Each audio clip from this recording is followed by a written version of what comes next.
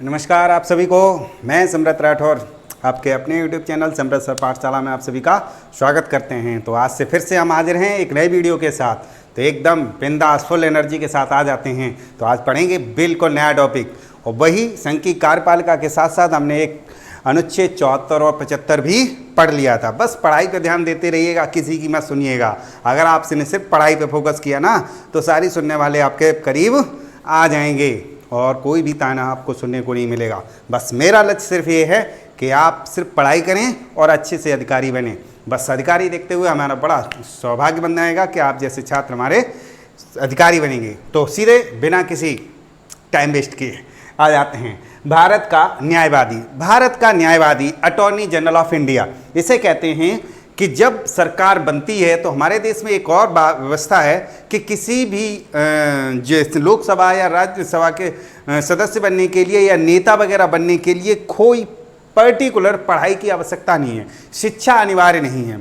अब शिक्षा अनिवार्य नहीं है तो ये भी कंफर्म है कि जो बनेगा नेता तो वो कहीं से हो सकता है, पढ़ा लिखा हो या ना हो, ये अनिवार्य नहीं है। तो उसके लिए सरकार बन के मुख्यमंत्री बन गया, प्रधानमंत्री बन गया, तो ऐसे में वो क्या करेगा, फिर सरकार कैसे चलाएगा। तो ऐसे में हमारे संविधान में एक व्यवस्था है कि एक उसे कानूनी सलाहकार के रूप में एक महान्यायवादी दिया जाता है। तो अनुच्छेद 76 में इसका जिक्र है, भारत का महान्यायवादी। किसके अनुच्छेद 76 में? 75 हमने पढ़ लिया, अब 76 में। तो पहला पॉइंट हमने लिखा है कि भारत सरकार का विधि या कानूनी अधिकारी। भारत जो न्यायवादी होता है वो भारत सरकार का एक कानूनी सलाहकार होता है, तो वही एक कानूनी अधिकारी होता है। नंबर 2 मैंने लिखा है कि महान्यायवादी ना ही तो संसद का सदस्य होता है और ना ही मंत्रिमंडल का सदस्य होता है। तो सिंपल सी बात है कि वो तो ना तो सदस्य संसद का है ना मंत्रिमंडल का है, तो फिर क्या है? तो वो क्या है कि परंतु किसी भी सदन में बैठने और समिति में बैठने बोलने का अधिकार उसको प्राप्त है। यानी वो सांसद नहीं है, बैठ सकता है, समिति में भी बैठ सकता है, उच्च सदन और निम्न सदन में भी बैठ सकता है। वो इसलिए कि सरकार की जो नीतियों के बारे में उसको बहुत अच्छे से पता होना चाहिए, ताकि वो आगे को जो उसके कानूनी सलाह सही से दे सके। लेकिन उसमें एक चीज़ है, उसमें यह बताया गया है कि वो सदस्य जरूर नहीं होगा, लेकिन उसे वोट देने का, हाँ सदस्य नहीं है इसलिए उसे वोट देने का अधिकार भी नहीं है। बाकी बैठ सकता है, उठ सकता है, सारी चीज़ें कर सकता है, ऑब्जर्व भी कर सकता है, सवाल जवाब भी कर सकता है, लेकिन मत देने का अधिकार उसको नहीं है। अब यहाँ पर क्या है, नियुक्ति। इसकी नियुक्ति कैसे होती है? तो सिंपल सी बात है कि सारे काम हमारे सलाह से ही होते हैं। तो इसकी सलाह के बाद राष्ट्रपति इसकी नियुक्ति करता है, बट सरकार की सलाह के बाद। यानी जो सरकार बनी होती है वो अपना सजेस्ट करता है, इनको बना दीजिएगा, तो उनकी नियुक्ति प्रति कौन करते हैं? राष्ट्रपति। योग्यताएं, जब वो बनेगा तो कुछ योग्यता भी रखेगा, पढ़ा लिखा है तो सिंपल सी बात है, तो कानून की पढ़ाई पढ़ी हो। अब कानून की पढ़ाई पढ़ी हो और सर्वोच्च अदालत में उसे पेश करना है, यानी सुप्रीम कोर्ट के जज को उसको टक्कर देनी है, तो उस टक्कर का भी आदमी तो होगा। वह उच्च न्यायालय में लड़े या सर्वोच्च न्यायालय में लड़े, तो सर्वोच्च न्यायालय के जो न्यायाधीश को जो टक्कर देगा बराबर की, तो उसी टक्कर का आदमी होना चाहिए। तो योग्यता भी उसी होनी चाहिए। तो उसमें मैंने देखिए, उच्चतम न्यायालय के न्यायाधीश के समान, यानी सीधी सी बात है कि जितना जज होता है सुप्रीम कोर्ट का, उतनी ही योग्यता होनी चाहिए। उस जज की कितनी योग्यता होती है वो भी जान लेते हैं।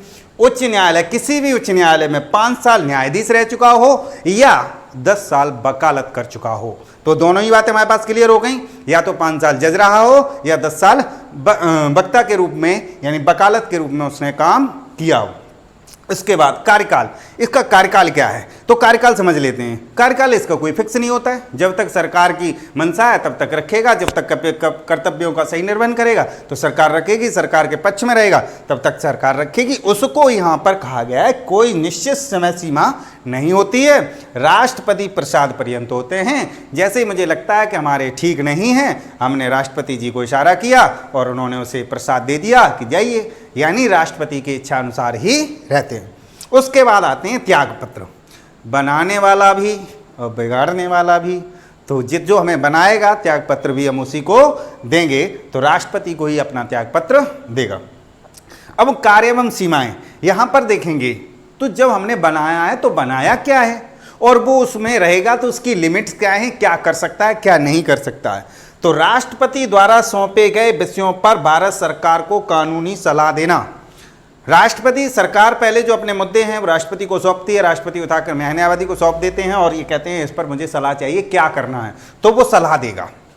दूसरा यहां पर देखते हैं, सुप्रीम कोर्ट में सरकार का प्रतिनिधित्व करना, क्योंकि हमने बताया कि कार्यपालिका और न्यायपालिका बिल्कुल अलग अलग है। तो कार्यपालिका अपना एक वकील तो लेकर के जाएगा ताकि न्यायपालिका वालों को टक्कर दे सके, इसीलिए सुप्रीम कोर्ट में सरकार का प्रतिनिधित्व करता है, यानी कार्यपालिका का। सरकार के संबंध में किसी भी हाई कोर्ट में सुनवाई कर सकते। अगर सरकार से संबंधित कोई केस है तो वो सुप्रीम कोर्ट और हाई कोर्ट में भी किसी में भी सुनवाई कर सकता है, ये उसके कार्य हैं। वेतन एवं भत्ते की बात करते हैं तो वेतन एवं भत्ते जैसे सांसद को मिलते हैं वैसे ही उसको मिलते हैं, भाई उसे उसके विशेषाधिकार प्राप्त हैं। ऐसे बस एक विशेष अधिकार प्राप्त होते हैं, उठने बैठने बाकी सब चीज़ों का। सरकार के विरुद्ध कोई टिप्पणी नहीं करना, इसकी सीमाएं हैं। भाई सरकार ने आपको नियुक्त किया है, अपने लिए आपको रखा है, और आप सरकार के विरुद्ध में बोलेंगे तो कैसे रख लेगा भाई, मुझे मैं भी नहीं रख सकता भैया, मैं अपना चपरासी अपने लिए रखूंगा तो वो चपरासी नहीं कहेंगे, उसके लिए वो अधिकारी होता है। खैर कहने का मतलब ये है कि भैया हमारा बोल सिंपल सी, उसको दूसरी भाषा में ये कह सकते हैं हमारा कुत्ता तो हमारे लिए भौंकेगा, तो उसको ऐसे शब्द इस्तेमाल नहीं करेंगे, अच्छा पद है इसलिए। कुल मिला के सरकार के फेवर की बात करेगा। बिना सरकार की अनुमति के किसी आपराधिक मामले में किसी व्यक्ति को बचाव नहीं करेगा। सरकार कहेगी कि इन महानुभावों को बचाना है आपको, ये सरकार के हैं या कुछ भी हैं, मंत्री हैं जो भी हैं, वो तो सबके अपनी अपनी सरकारों में होता है, तो वो उस व्यक्ति को तब तक नहीं बचाएगा जब तक उसे सरकार इशारा नहीं करेगी। अगला, बिना सरकार की अनुमति के किसी परिषद एवं कंपनी का निदेशक नहीं बन सकता है। आप यहाँ पर हैं और आप किसी परिषद या कंपनी के निदेशक बनने के लिए अलाउड नहीं है। समस्या ये है कि उसी कंपनी के प्रति हमने अगर कोई केस डाल दिया तो आप तो उसके पक्ष से लड़ेंगे, तो हमारा क्या होगा। आगे यहाँ में ये कहा गया है कि के वेणुगोपाल को सबसे अधिक अनुभवी और वरिष्ठ माना गया। के वेणुगोपाल का जो कार्यकाल काफ़ी अच्छा और काफ़ी अनुभवी व्यक्ति उसे माना गया है, तो उनका कार्यकाल अभी 20 जून 2020 तक रहा है। बाकी अपडेट आप हमेशा आंसर देखते रहिएगा। अभी के वेणुगोपाल जी थे, अब आगे देखते हैं कौन बदलता है कैसे हैं। इनको फिक्स मत कर लेना कि सर ने पढ़ाया तो यही फिक्स हैं, आप इसको करंट के अनुसार अपना अपडेट करते रहिएगा। इसीलिए जितना भी हमने आपको पढ़ाया है उसमें उस संबंधित पदाधिकारी का नाम नहीं कहीं जिक्र किया। क्यों नहीं किया है कि आज हम वीडियो बना रहे हैं, आज देख रहे हैं, हो सकता है यही वीडियो कोई अगर हमारा 6 महीने या साल भर या 2 साल बाद देखेगा तो वही चीज़ रट लेगा। इसीलिए मैं उस पदाधिकारी का नाम मेंशन नहीं करता, क्योंकि वीडियो तो फिक्स हो जाएगी, वो नहीं बदली जाएगी। आगे बढ़ते हैं। सॉलिसिटर जनरल, आपने एक और शब्द सुना होगा। सॉलिसिटर जनरल क्या है कि इनके इतने बड़े काम के लिए एक आदमी तो कम पड़ जाएगा इतने बड़े के लिए, तो यहाँ पर उनके लिए सहयोगी बनाने के लिए सॉलिसिटर जनरल की स्थापना की गई, यानी यहाँ पर उनके सदस्यों की, यानी वहाँ पर उनके सहयोगी होंगे। तो ये थे भारत के महान्यायवादी। न्यायवादी थे, आप समझ गए कि हमें न्याय दिलाने वाले। तो ऐसे सरकार जहाँ पर कानूनी सलाह की ज़रूरत होती है तो अटॉर्नी जनरल की मदद लेता है, और इन सब में से आप अपना क्वेश्चन ऑब्जेक्टिव्स बनाएंगे, और मुझे लगता है यही ऑब्जेक्टिव्स हैं, उसकी कौन कौन सी सीमाएं हैं क्या हैं, और मैंने आपको जहाँ तक था वो वहाँ तक सब समेट के आपको बता दिया। तो हमारे साथ ऐसे ही जुड़े रहिए और पढ़ते रहिएगा, और लाइक कमेंट और शेयर करना मत भूलिएगा। शेयर करते हैं तो कोई बात नहीं, लेकिन कमेंट करके बता तो दीजिएगा कि सर आप कैसा पढ़ा रहे हैं।